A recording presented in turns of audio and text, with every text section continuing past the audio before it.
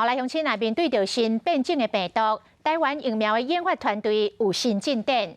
有一个国际组织叫做流行病预防创新联盟，提供着230万的美金，要予高端疫苗来做第三剂套蓝注射的试验。讲这个联盟组织背后就是比尔盖茨基金会。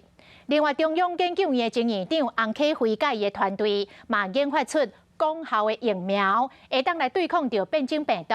目前已经申请美国的专利。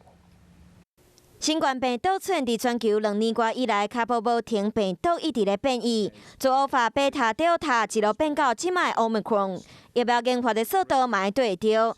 台湾地震中研院长洪启辉和中研院马铁团队的拍拼，研发出一款真济效果的疫苗，会使杀死各种的变异株。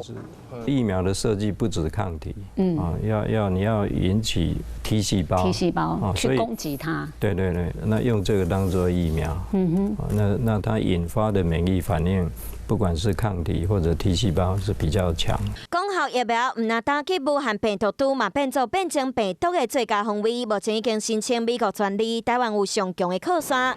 好消息唔但一件，已经开始做高端疫苗，伫国际上嘛，互人看到啊。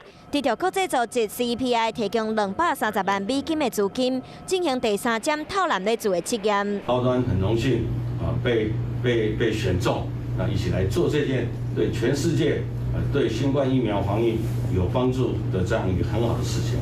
提供资金的 CPI 2017年是比尔盖茨基金会和惠康信托等等国际有名单位成立，即摆赞助高端疫苗第三剂套蓝类组。试验的结果 ，WHO 联合国儿童基金会、全球疫苗免疫联盟和 COVAX 等等相关国际组织使用，高端受到肯定，徛伫世界舞台。